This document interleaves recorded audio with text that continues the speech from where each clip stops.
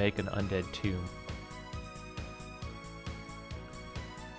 I also had an adventure in Old Anofferfell plan where essentially the characters would find a passage that leads to a burial crypt. So I could use this to kind of work off of that. That actually sounds like a pretty decent idea.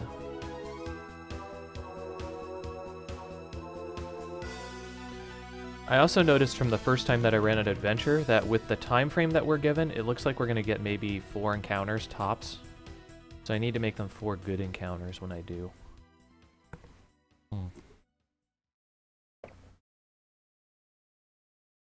Let's see. So if we're going with that type of crypt encounter, which I really do like, I think that's a pretty good shot at it. So I'm actually going to save level 2 adventure as its own thing. But I'm going to save this as a different thing altogether. I'm actually going to call this, shall we say...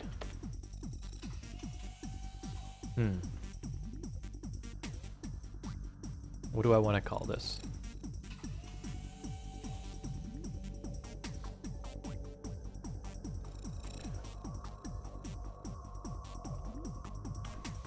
Alright. Now's when... Naming has always been a huge problem for me because I can never stand having a really crummy name on something. So we're going to try and combat this a little bit with some good old-fashioned name generators. There's a lot of name generators out there. There's 2 that I use in particular. I like Seventh Sanctum. I also like, I believe it's called like 7 French Boys. It's pretty good as well. The D&D one, it's hit and miss. Sometimes it'll give you something awesome, sometimes it'll give you something super shit. But we'll give 7 Sanctum a shot first. So we'll see what we can find. Let's do settings. We have Adventure Shite is one. Yeah, it looks like Adventure Sites will be the thing to do. So we're going to generate 10 sites. And it'll be fantasy, so we'll generate, see what we can find. And you don't necessarily have to use these ones specifically, but it'll give you ideas on what you might like. So, Aerial Dreams, Insane Sorcery, Swamp of the Abyss.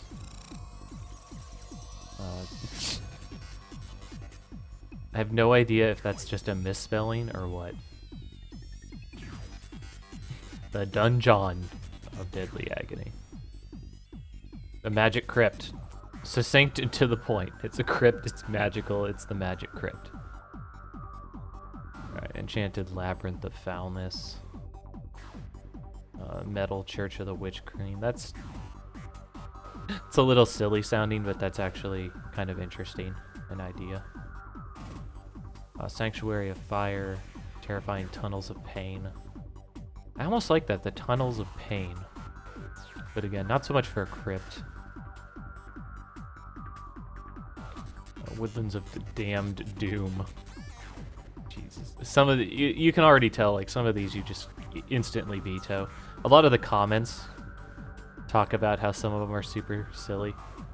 Like, Giant Ship is what one of them got. Let's see, Desecrated Marsh, Cursed Prayers, Gauntlet of Hell. The Gauntlet of Hell, sure. Heavenly Fortress of Haunted Monsters, Unknown Abyss, Vortex of the Summoner. Yeah, I'm not digging these. I might have to go to one of my other generators. Crystal Crag.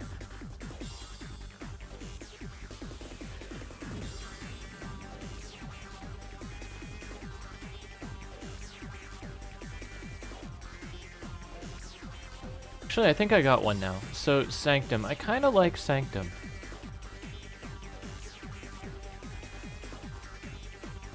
But I want to give it something a little bit more flavorful. So, we'll call it, say... What's something thematic? Sanctum of... Let's see, Blades. Thrones.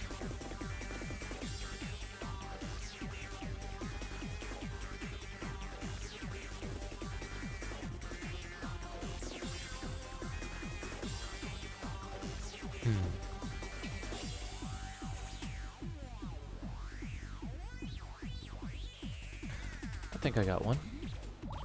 So we'll call this the Sanctum of the False Council.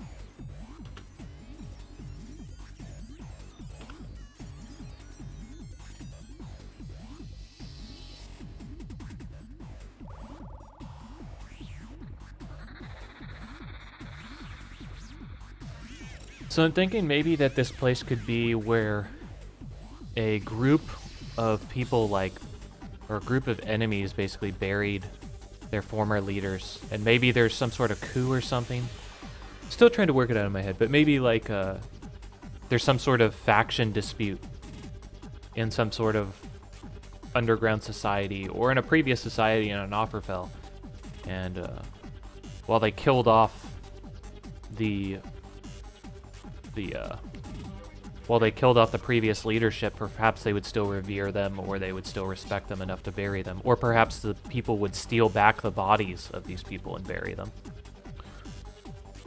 So we'll work on that for now.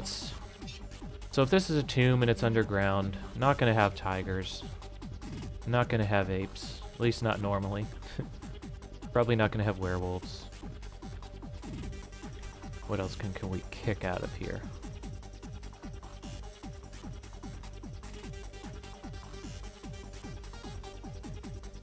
We can probably kick out the human element.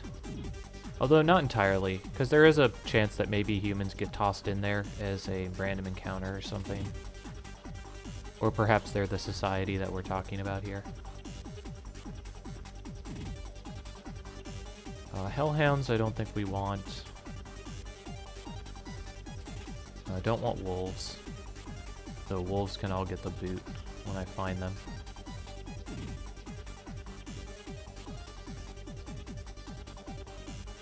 So hopefully you guys are kind of seeing part of my method to building a dungeon.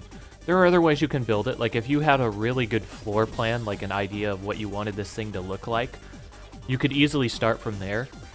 And there are different ways that you can do that as well. For example, you can start with the general layout and then start placing what are called set pieces, like things that draw attention to the map or that create interest.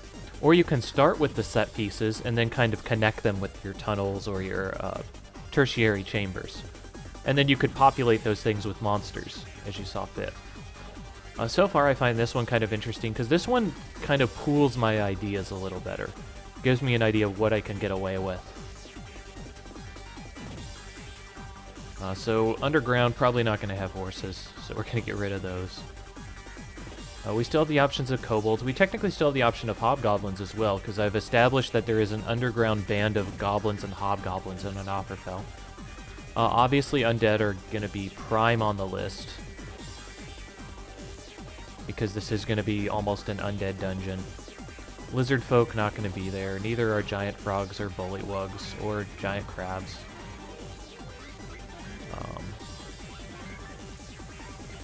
So we can drop all of those out. Troglodytes are an interesting thought as well, because those are underground dwellers.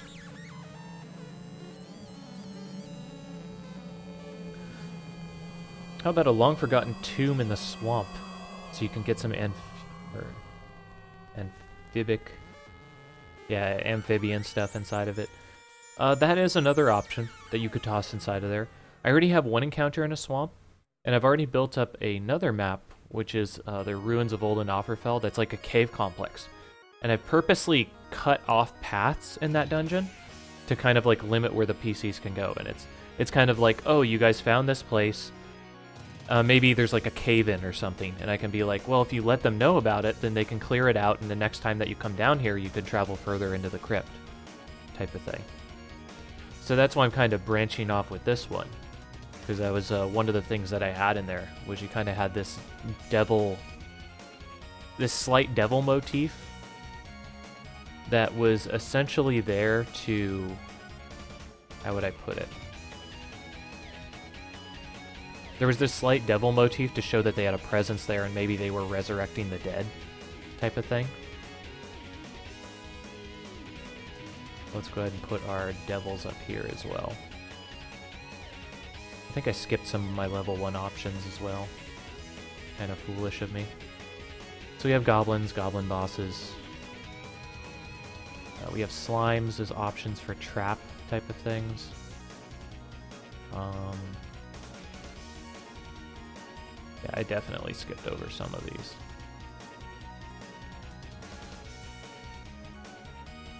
And we have centipedes and beetles, which I really don't want to use.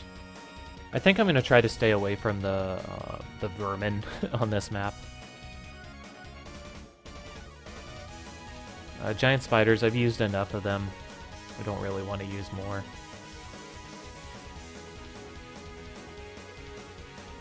What else can we kind of dismiss? We can kind of dismiss the gnolls, I think.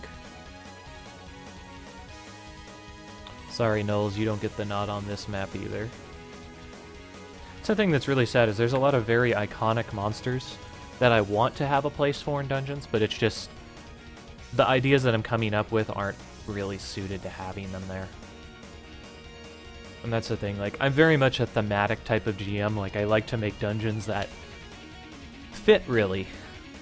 It's easy enough to toss in a dungeon where you meet a Medusa and a giant snake and then a carrion crawler with a harpy. You know, like, you can make dungeons like that, sure, but there's no flow. It doesn't really feel right to you when you meet these vastly different things. And then you meet a tiger in the cave also, of course. And then, of course, the GM's gonna go like, oh, it's magic teleportation that's bringing him in there. You know, that's, you know, whatever. You can make a dungeon like that, but if that's happening every damn dungeon, there's a problem. And you should really push that it's super unnatural that the PCs are seeing these things. Okay, so all of these could get the nod, which is actually a lot of level 1 options.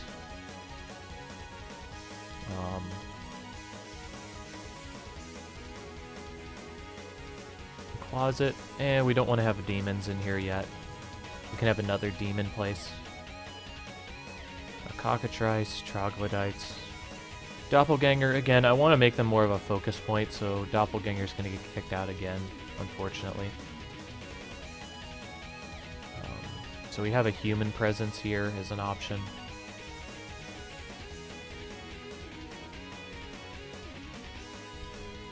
Harpy's not going to be able to get inside of this cave, so we're getting rid of them as well. And you can see already, like, we still have tons and tons. Hello, John. I'm trying to figure out what type of monsters I want to have inside of a dungeon that I'm creating with map tools. We've already kind of decided the theme for the dungeon in a bit, but we're trying to decide which type of monsters fit with this, which ones don't, what types of things we can really push for it. That looks like it's pretty much it for the CR2 creatures that can really fit on here. Are there any ones in the CR3 that really don't, or that really kind of stick out as being inappropriate? Probably Orc. If I've established that this is a goblin place, probably we don't want orcs in there as well. Aranai. I'm going to actually have to look up where RNA comes from. Yeah, no problem, John. Sometimes it can be kind of hard to see what exactly is happening. But free to chat on stuff. Feel free to ask questions or anything on the stream. Try to help out as much as I can.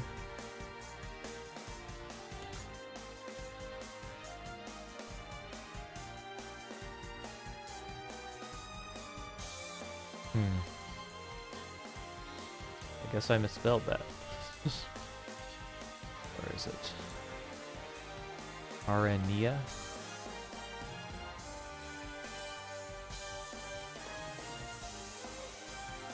Arania, yeah.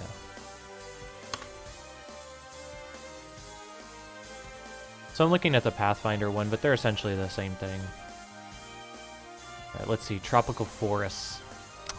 Shape-changing spider. Okay, that's not going to fit with here. So, Aranea gets kicked out. Enkegs is kind of an option. That's completely fine, John. You know, that's kind of... I get a lot of traffic in here. There are a lot of people that are just really interested in tabletop RPGs in general.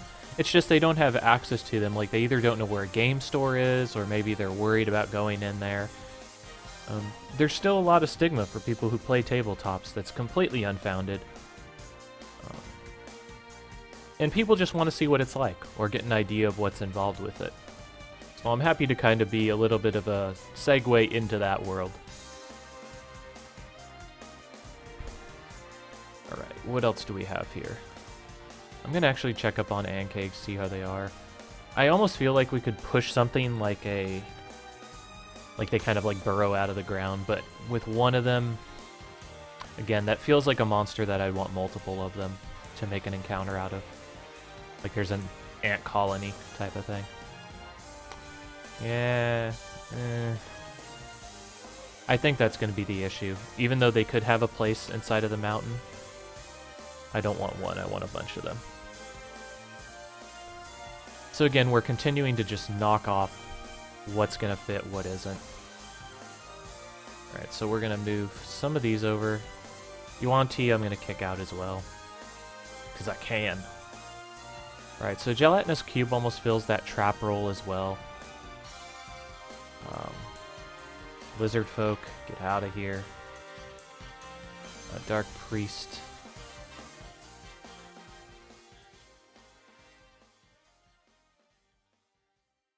Okay, so our ideas for a capstone on this place. I don't think Wraith is a good capstone. We're going to get rid of that. But Mummy definitely is an option. So our kind of capstone monsters for level 4 are an Ogre, a Dark Priest, a Medusa, or a Mummy. I think all of those are pretty decent. Yeah, I'm a... with the campaign that I'm running, it's Dungeons & Dragons Next, the playtest. And what I've done is I'm basically pooling a group of players together. Of about like 12 people, let's say. And essentially it's just whenever people can play, I post a schedule on Facebook and it's kind of like, hey, who wants to play on these days of the week? And if you can get like 4 people, then, you know, you guys talk amongst yourselves, figure out who's going to DM, and then you run encounters. That way people can interchange between DMing and playing as they want to. Everything's one-shots, very episodic. Makes it so that you can have a modular group without problems in storyline. I'm creating dungeons for when I do have to DM, and I kind of expect that I'm going to have to DM quite a bit, especially at the beginning. Just because people are going to be fairly new to the system, they're going to be kind of worried that it's going to fall through type of thing. But, you know, we're working at it, seeing what we can do with this. Okay, so now that we have these type of things, I kind of wonder if maybe I can cut some of these into wandering bands of monsters.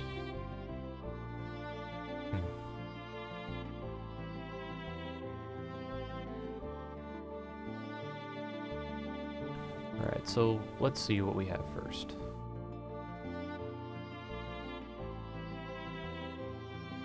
So we're going to go to the bestiary. We're going to put human. Put human comma. How about that? Maybe it's human colon? Trying to figure out where human is. Yeah, it's just human space. Jeez, that sucks. Alright, well we do have another option, which is to go human and parentheses. Right now I'm just trying to find an efficient way to search for things. Alright, so it's 130 for a witch doctor. Oof.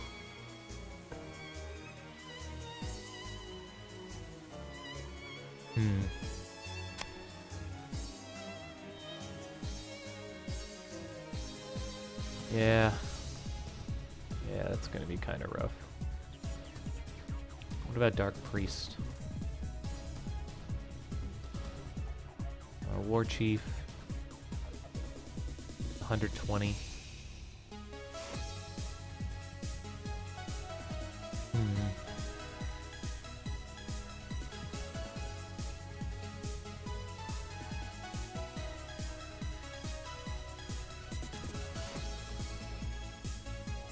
Dark Acolytes are level 1s. So we could do Acolytes and Adepts. And Priests. Alright, so maybe we'll have... John, although I am probably going to recruit people out of the chat after a while, just because it was originally going to be friends and friends of friends, but it's just the schedules aren't really shaping up with that. So I am probably going to be inviting people from stream over time. Just basically give a follow to my channel, see you in here a few times, see if you enjoy what you see, and then see if we can get you playing. The thing is I don't want people jumping into this until they really get to see kind of how I think, how I run with things. That way they know what they're in for, essentially.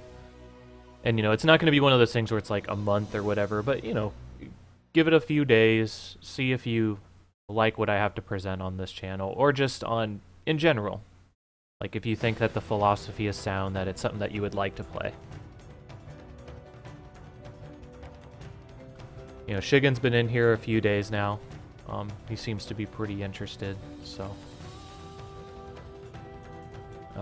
one of the players that I actually had for my first session, Valines, is a stream viewer that's been in here for probably about 2 weeks.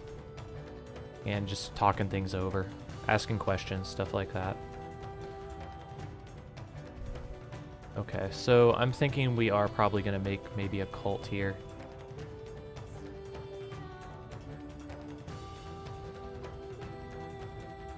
So the question is going to be, what can we do with this? So Dark Adept, Dark Priest, Dark Acolyte. Let's get rid of the War Chief.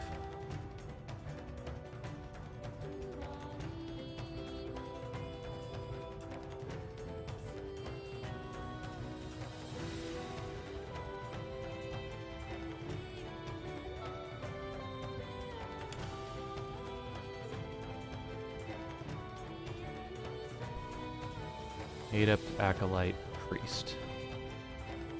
Make sure that is appropriate. Yeah, Adept, Acolyte, Priest. And it's 20, 60, and 150.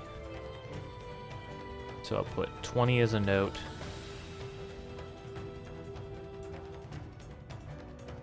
$60 and 150. And right here, if you look at the tokens, this is one of the really nice functions in map tools. You can get it on D20 as well, but you can make like nice macros with these and other things. Basically, you can set notes on a token, and then you can have GM specific notes that only the GM can see. You can set properties that can be referred to. If you give me a sec, map tools is kind of shitting itself. There we go. You can set properties to it so that you can check them up at a glance if you choose to. You can also reference them in macros so that you don't need to keep filling in numbers. You can set state, speech, ownership, you know, simple stuff. Right now I'm setting a GM note that tells me how much experience they're worth. That way I can just quickly glance at them and design encounters based on that. Alright, so what do we have here? So 20, 60, and 150? Okay. So let's see. So we'll maybe do 20 or 150, and we'll do, say, 3 acolytes with him. So that can be 1 encounter. We can do...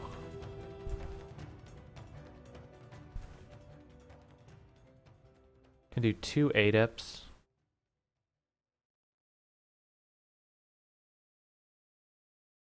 And 3 acolytes. So that can be another encounter.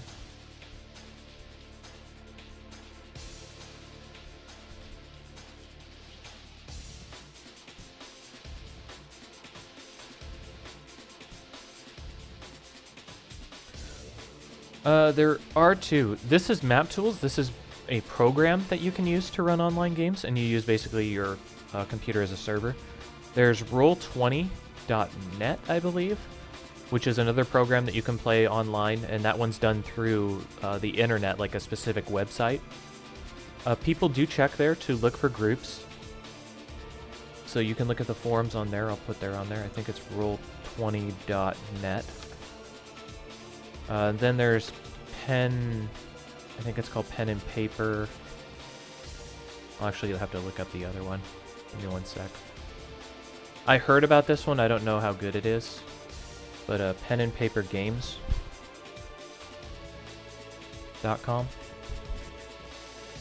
And there you can actually search by region and stuff too if you wanted to look for a local game.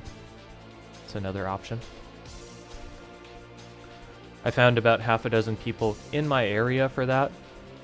I just haven't really connected with them. I know a couple of the guys a little bit. But a lot of people are also pretty far away from me as far as it goes. Like, you could look at the thing and you go 30 miles, that's nothing. But if you're actually talking about playing D&D and they want to play at a regular rate, that's 60 miles you're going to be driving there and back every time you decide to play. And that can be a real strain on both your wallet and just in general. Depending on if they're willing to commute somewhere, or you have a place to commute to. Okay, we have lemurs that are worth 20 each, and an imp that is worth 100. So we can do 100, and we'll sit him with 2 lemurs, I guess. We can also do a set of lemurs, which we can do 2. We can do 3 actually, as an easy encounter.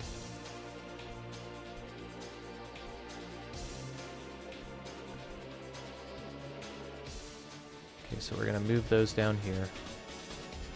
So now we're dividing them up by tough, medium, and easy encounters. Our easy encounters are up here.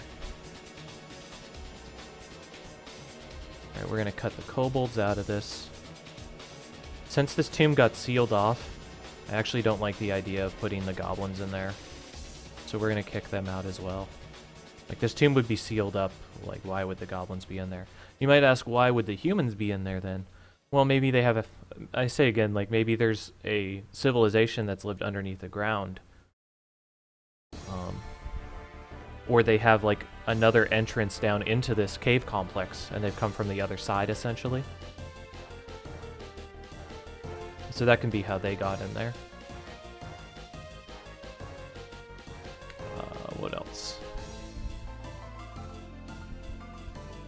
Ghouls. The ghouls. Do a pair of ghouls. That would be a 160. So that'd be somewhere in between there.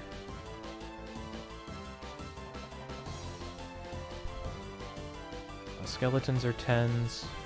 Zombies are 10s as well. So we can actually make like a 6 encounter as an easy, which is actually more of a normal. It gives you guidelines in the book that says if you go like 2 to 1 on monsters versus creatures, then it might be a little bit harder.